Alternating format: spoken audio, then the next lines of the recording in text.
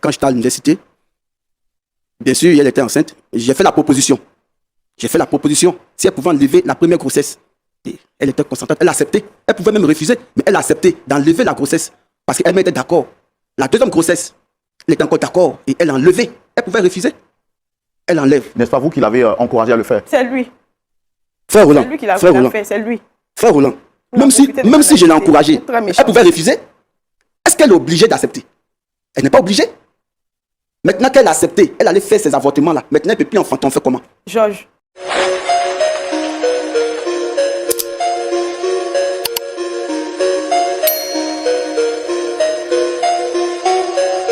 La femme s'est dit que non, ça là, c'est le point d'accord qui va finir ça.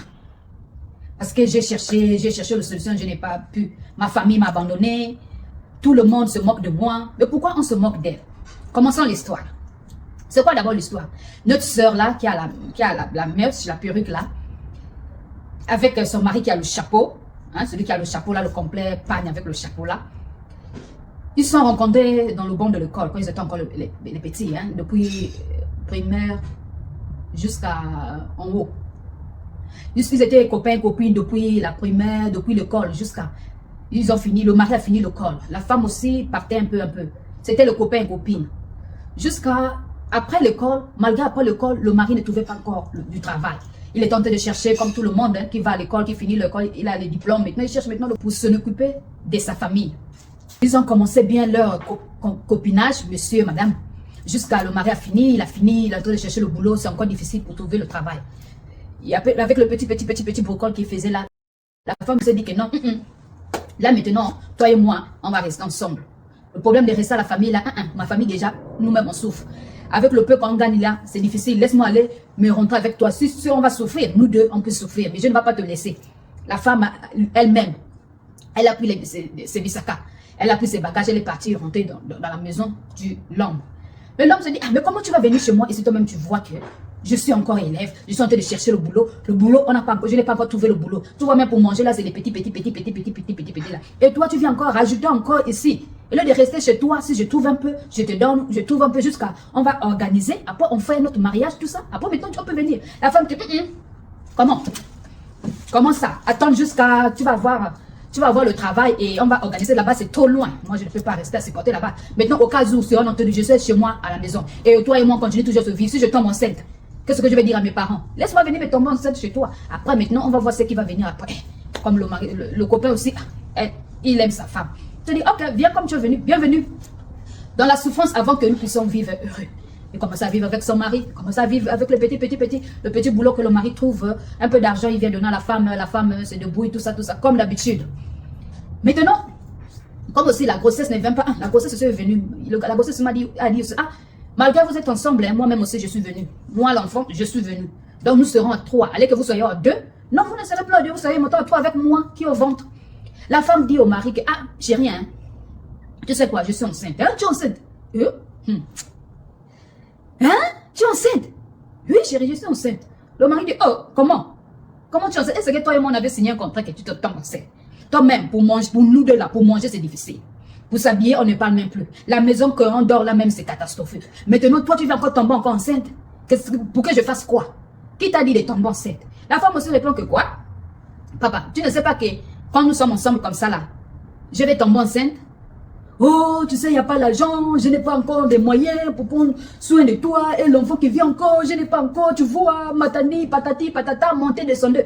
En haut, en bas, à gauche, à droite, donner les raisons, tout état des raisons à sa femme. La femme aussi, comme elle aime le copain, comme ils ne sont pas encore mariés, elle aime son copain, elle a accepté le choix de son mari. Donc son mari a dit que non, la grossesse là, il faut qu'on enlève ça, on n'est pas encore prêt. Toi-même, tu vois, tu vas à l'église, tu chantes à l'église. Et on te voit avec le gros ventre comme ça, là, ni présentation, ni rien, même toi-même. Tu ne vois pas que tu as envie de gâter ta vie. Comme on n'est pas encore prête, hein, ma chérie, on enlève. La femme aussi, comme la femme aime son mari, ils ont enlevé pour mes grossesses, pion, et parti.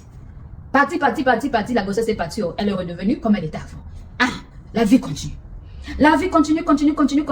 Comme aussi la grossesse, ça dit que non, malgré vous m'avez enlevé, hein, je reviens encore. Parce que vous êtes toujours ensemble. Pour que moi, je ne revienne pas, alors séparez-vous. Vivez célibataire ou bien vivez chacun ferme ses pieds. Mais comme, et toi maman, et toi, papa, vous ne fermez pas les pieds, vous êtes toujours ensemble. Il faut savoir que je vais revenir. Et la grossesse est revenue. Là, maintenant, la grossesse est revenue, là. La femme, la première grossesse, la femme, ça l'avait fait mal. La façon qu'elle a enlevé la grossesse. Mais la deuxième, là, elle s'est dit que non. Celui-là, si je lui dis maintenant là, que je suis enceinte, oh, là où on n'est pas encore arrivé, là où nous sommes encore dans cette vie-ci, ça serait difficile qu'il puisse me dire qu'on garde seulement. Non. La façon que je vois là, laisse-moi garder. La femme elle-même, avec la sagesse de la femme, elle a gardé sa grossesse, gardé. La grossesse est arrivée à 4 mois. Et à 4 mois, comment tu vas garder encore, ma soeur? Tu ne peux plus garder parce que le ventre pousse. La femme a dit que, le ventre qui commence à pousser là, si celui-là voit le ventre pousser seulement comme ça là, par surprise, ça serait grave. Là même, mais ça, quand on va mettre ça dehors. Laisse-moi déjà lui parler avant que ça soit trop tard. Monsieur quittait là ou quitte là-bas pour chercher du boulot, revenu au soir, tu vois, chérie, patati, patata, la première grossesse, on avait enlevé, j'étais pas contente, mais j'ai accepté seulement à cause de toi. Là, je suis encore enceinte, tu sais que je ne peux plus enlever encore, patati, patata, même si on souffre, on continue toujours à souffrir avec notre enfant qui va venir, on ne peut plus encore se séparer. Le mari dit quoi? Hein? Grossesse encore? Oh, mais là, tu blagues. Moi-même, le travail, je n'ai pas encore eu. Je suis en train de continuer à aller chercher. Tu vois comment je me réveille. 5 heures là, sorti dehors, aller chercher le boulot pour que toi, tu sois nourri. Maintenant, tu amènes encore le deuxième encore. Pour que je fasse quoi avec ça? Non, attends, même si. Combien de mots comme ça? La femme, oh, tu sais, c'est 4 mois, la grossesse, c'est 4 mois. Hein? Mais pendant tout ce temps, tu attendais quoi? Non, je ne voulais pas, si je te disais ça avant, tu devais. Mais c'est toujours, je veux toujours aussi que tu enlèves aussi ça. Parce que je ne suis pas encore prête. Comment tu n'es pas encore prête? L'enfant a déjà 4 mois comme ça là. On va encore enlever ça là, ça serait catastrophique. Comment on peut enlever la grossesse de 4 mois? Non chérie, laisse le mari N-O-N. Je te dis que je ne suis pas encore prête. Quand je serai prête, là maintenant on pourrait faire même les poulaillers. Mais comme là, je ne suis pas encore prête. Qui t'a dit qu'on va faire le poulailler? Non, faut enlever, même si c'est 5 mois, 6 mois, 7 mois, 8 mois. Enlève, je ne suis pas encore prête. Maintenant la femme, elle a de prendre la décision comme une vraie mère. Me vaut souffrir avec son bébé et rester avec un homme qui n'a jamais présenté, qui n'a rien, qui n'a jamais fait. Vous êtes seulement copain, copine. Et c'est toi-même qui as enlevé tes bisakas pour venir chez lui. 4 mois. Mais ça, c'est déjà un bébé. La femme boudait toujours. L'homme, c'était maintenant chien et chat à la maison. C'était maintenant bel le bic. Le mari qui sort, qui revient le lendemain. Quand il revient le lendemain, la nourriture ne mange pas. Fait ne fait pas. Fâché. La femme là-bas, malgré le mari de faire comme ça, la femme là-bas aussi, le cœur fait mal. Mais c'est celui-là que j'aime. Comment il peut me faire ça? Comment il peut faire ça? L'enfant est déjà grand. Et l'enfant a déjà 4 mois, c'est déjà un bébé. Je ne peux pas enlever ma grossesse. Et moi, je suis une chrétienne. Là, elle s'est reconnue que oui, elle est chrétienne, elle ne peut pas enlever. À chaque jour, chaque fois, le mari vient l'embêter. Il faut m'enlever ça.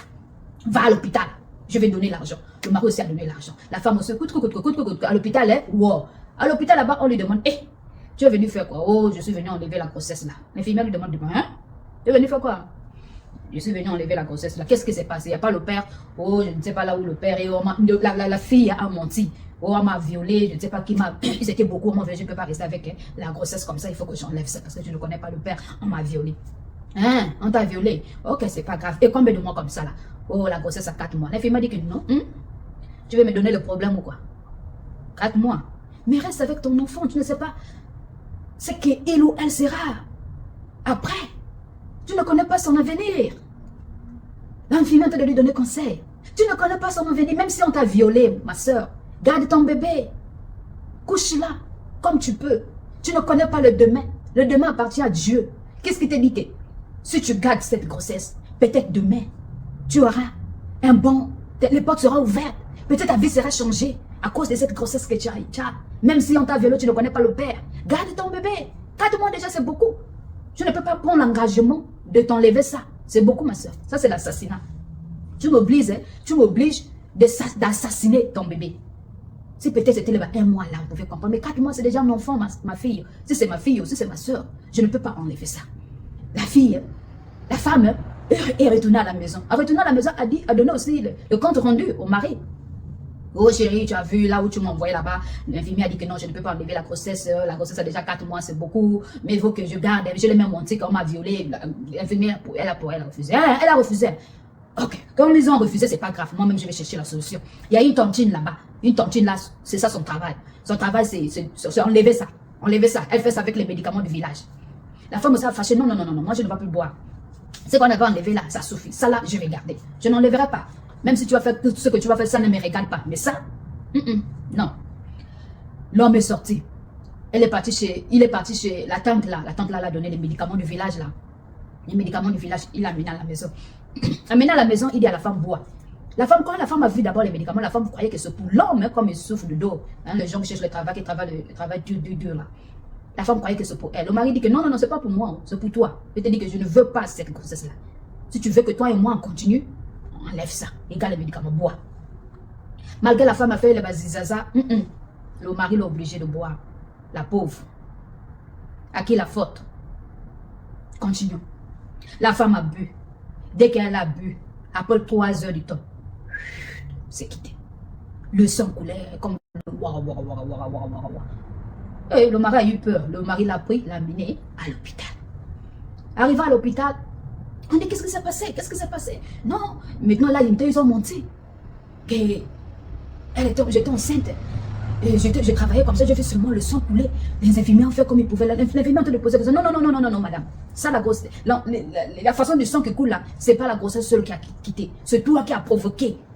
C'est pour cela que le sang qui coule comme ça, ils l'ont fait sortir. Ça, c'est pas normal. Ça, c'est normal. C'est les médicaments ou quelque chose que vous avez fait que ça qui a causé comme ça. La femme aussi pleurait seulement. Non, pardon, je ne sais pas. La femme aussi a insisté de refuser. Jusqu'à eux, ils ont soigné, enlevé un peu, nettoyé les restes qui restaient là. Ils ont arrangé, nettoyé, enlevé. L'enfant est parti. L'enfant de 4 mois. À qui la faute? La femme devait continuer toujours à insister, à refuser. Même si elle pouvait pour elle retourner à la maison chez elle avec son bébé. Elle ne devait rien faire. Qui t'a dit que celui qui te pousse à faire ça, c'est ton mari que Dieu a donné? Ou bien qui t'a dit que toi qui gardes ta vie à cause d'un homme, qui après-demain, cet homme-là va te marier? Quelle garantie, mon frère, ma soeur? C'est pour cela, c'est mieux et c'est bien de chercher d'abord la face de Dieu. Quand Dieu en toi, tout le chemin là sera facile. Ma soeur, par ignorance, je ne sais pas si c'est l'ignorance ou bien toi amoureuse ou bien comment, je ne sais pas. Mais après, qui va subir? C'est toi la maman, c'est toi la femme ou bien c'est l'homme? L'homme a seulement mis. Mais toi, quand on a touché le ventre, qui va souffrir après-demain, ma soeur? Ne faisons plus ça. Là, après soigner, elle est retournée à la maison. Il commence à vivre, continue à vivre comme d'habitude. Là, maintenant, le mari a eu maintenant un boulot, il commence maintenant à travailler, il commence à vivre maintenant mieux, bien. Dieu aussi qui ne dort pas aussi, il a ressuscité le cœur de sa belle-mère. Un jour, la belle-mère vient à la maison, il commence maintenant à chauffer. Ah, la maison là, il n'y a pas un bébé comme ça. Les bimboaka là. Non, on appelle les bimboaka là. La belle-mère commence à faire les bimboaka là. Quand le fils vient chez sa mère, la mère commence à forcer. Et toi, quelle femme que tu as eu la femme jusqu'à aujourd'hui? Après, j'ai oublié, après enlever la grossesse là, le mari est parti faire la dot quoi. Le mari est parti faire la dot. On l'a marié après enlever la quatrième là. Maintenant, marié après mariage, il n'y a pas d'enfant. L'enfant ne vient pas, Belle-mère commence à chauffer son fils. Et toi, c'est comment? La fille là, c'est comment? Jusqu'à la belle-mère partie à l'église, soi-disant, un prophète l'a dit que c'est la femme là qui est une sorcière. C'est elle-même qui bouffe ses enfants. Et maintenant, la belle-mère vient dire à son fils, jusqu'à venir même à la maison, insulter sa belle-fille. Mais on ne sait pas que c'est son fils qui a envoyé sa belle-fille dans les verres. Là, il a oublié. Comme aussi le mari voit qu'on lui tourmente tout, lui aussi commence à chauffer la femme. Oh, toi aussi, depuis qu'on a enlevé la grossesse là, toi aussi tu ne tombes pas enceinte. Tu es comme ça, tu bouffes mon argent. Comme ça, quand tu m'as dit, vite, là, va me marier. Je t'ai marié. Maintenant, jusqu'à aujourd'hui, là, à part l'enfant, il n'y a ni rien. Ça commence. La femme, pourquoi? Tu commences à me dire ça?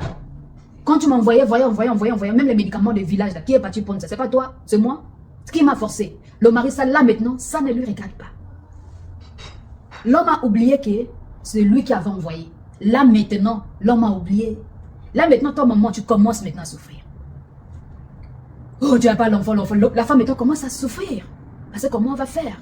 Elle se dit que non, il faut qu'on parte d'abord. On retourne encore à l'hôpital pour aller faire des check-up. Parce que là, malgré on a enlevé les 4 mois, là, tu n'es pas la seule femme qui enlève les grossesses et ne tombe plus enceinte. Il y a beaucoup de femmes qui enlèvent les grossesses de 5 mois, 6 mois, après quelques mois, ils retombent. Pour toi là, mettons au Kangi Makolona, maintenant nous sommes au Botakati. Alors encore, ils sont partis encore à l'hôpital. Faire maintenant les examens, tout. Mais ils ont dit que mais tu n'as rien.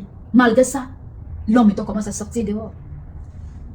L'homme maintenant commence à aller chercher les bakatulakiadi. L'homme maintenant ne dort plus à la maison, il n'est plus à l'aise. Parce que là-bas, sa mère est en train de lui tourmenter. Et lui aussi va te monter la femme. Et la femme, malgré dans les réponses, l'homme s'en fout. Toi, maman, tu es à la maison, tu vois ton homme qui part, qui dort dehors, qui revient après. Il revient après 2 jours, 3 jours. En revenant là, il pousse même te dorloter. Au contraire, il te jette les bimbois. Toi-même, dans ton corps là-bas, tu commences maintenant à regretter. Tu commences maintenant à regretter, maman. C'est trop tard. C'est pour cela, même si c'est Dieu hein, qui a dit, hein, là c'est différent. Même si ton mari, ta femme te dit qu'on enlève ça, tu sais que ça là peut-être demain, ça me donnera procédure. C'est mieux de souffrir toi-même. Là maintenant, le mari commence maintenant à sortir revenu. Jusqu'à ils sont partis encore dans un autre docteur. Le docteur là maintenant, l'a consulté, il a dit, il s'est posé la question, est-ce que tu avais enlevé la grossesse avant? La femme régale l'homme. Ils étaient partis à 2, mari et femme. La femme régale l'homme.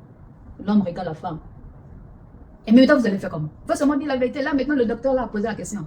Madame, est-ce que dans le passé, tu avais la grossesse, vous avez enlevé la grossesse? La femme est maintenant obligée, parce qu'elle est partie dans d'autres hôpitaux, ils ont seulement dit qu'il n'y a pas. Il est venu chez celui-là lui pose la question. Là, c'est qu'il y a quelque chose. C'est là où elle dit que, oui, docteur, j'avais enlevé la grossesse, j'avais enlevé 2 grossesses. Le premier était le 1er mois et le deuxième là. Et le docteur l'a posé, ça fait combien de temps depuis que tu avais enlevé la grossesse là? Il a dit que non, ça fait la dernière grossesse que j'avais enlevée, le bébé avait 4 mois dans le ventre. Ils ont fait des examens. C'est là où le docteur a dit, je suis désolé, c'est à cause de la grossesse là, la dernière grossesse que vous avez enlevée là, ça a touché tes trompes. Je suis désolée de te dire ça, mais il faut savoir, madame, tu ne peux plus faire encore d'enfants. Tes trompes sont coupées. Hein? Coupées? Coupées comment? Oh, je suis désolée, tout ça. La femme regarde le mari. Le mari, là maintenant, le mari ne regarde plus la femme. Là maintenant, le mari a regardé l'autre côté. Hein? La femme entend de regarder le mari regarde l'autre côté pour dire que je m'en fous, ça ne me regarde pas. Maintenant, revenir à la maison. La femme a vu que, on a dit à l'hôpital que la femme n'aura plus d'enfants. Là-bas, sa famille lui tourmente. Là, sa mère l'a en train de lui tourmenter. Le mari a pris tous ses bisaka, tous ses bifunda. Il est parti pour lui. J'ai une autre femme. La femme, elle aussi, elle est enceinte. Là, maintenant, l'homme maintenant a besoin d'enfants. Donc, le mari a fui la maison. Ça fait 3 mois que le mari vit ailleurs. La femme vit à la maison seule. Donc, le mari a abandonné sa femme seule dans sa maison. Il est parti rentrer au Mario. Donc, le Mario là-bas, la fille qui est partie rentrer là, c'est enceinte. C'est le moment là maintenant, l'homme maintenant a besoin d'enfants. C'est pour cela que la fille a dit que non. Toi et moi, on a commencé, on doit terminer. C'est pour cela que la femme est venue à la télé pour dire aux journalistes que aidez-moi à dire à mon mari, c'est à cause de lui que je suis devenue stérile. Comme je suis devenue stérile, lui, il ne peut pas me refuser. On sera marié femme bien jusqu'à la mort. Parce que c'est à cause de lui. Je ne suis pas allée faire ça moi-même. C'est même lui qui est parti prendre des choses pour m'amener ça. J'avais refusé. Mais malgré que j'avais refusé, il a insisté. Mais comme je l'aime, et je l'aime toujours, c'est pour cela que j'avais fait ça. Ah, maman, comme tu avais fait ça, c'est ça le résultat alors. Là maintenant, tu vis maintenant seul. C'est là où que la femme dit à maman, mais toi si tu me laisses, qui va me prendre après me gâter ma vie comme ça? Maintenant là où aussi, lui maintenant il répond à la télé, il dit à la femme, est-ce que tu es la seule femme qui enlève les grossesses des 4, des 5 mois après ne retombe plus enceinte? Et c'est que je t'avais forcé. Ah, le mot là est venu. Ça c'est le mari qui répond à la femme à la télé. Parce que la femme l'a mené à la télé pour ça. Et le mari dit à la femme, est-ce que moi je t'avais forcé? Je ne t'avais pas forcé. Même si je t'avais amené ça, tu devais refuser. Hein? Tu devais refuser, tu ne devais pas accepter. Pourquoi tu avais accepté? Donc ce n'est pas ma faute. C'est toi-même, tu es devenu stérile. Je veux pas quoi avec toi. Alors, c'est pour ça que je suis quittée. Et celle que je vis avec elle, elle enceinte de moi. J'ai besoin des enfants, je grandis, j'ai déjà le 50 ans, je n'ai pas fait le 60 ans, donc je vais mourir comme ça. J'ai besoin d'un enfant. Toi, tu ne vas plus faire. Je t'ai pas forcé, il fallait refuser. Mais tu n'avais pas refusé. Même si je t'avais insisté, tu devais prendre les décisions. Il y a d'autres femmes qui prennent les décisions, qui refusent même le mariage, qui va à cause de ça. Et toi, tu as fait, tu as donné. Je t'ai pas fermé les mains, ni les pieds, rien. Ah, tu as vu, ma soeur, avant de faire quelque chose, que ton mari veut que tu fasses, ma soeur, avant de faire quelque chose que ton mari veut que tu fasses, regarde ça d'abord. Regarde d'abord les convenants. Ah, excusez-moi, Le français, c'est pas pour nous. Regarde d'abord ce qui va arriver si je fais ça. Est-ce que demain, si je fais ça, est-ce que, qu'est-ce qui me garantit? Est-ce que c'est pas un péché? Est-ce que, pose d'abord les questions, est-ce que, après, tu peux prendre une décision. Quand tu n'es pas en Christ, mais quand tu es en Christ, tu ne peux pas faire ça. Que Dieu vous bénisse.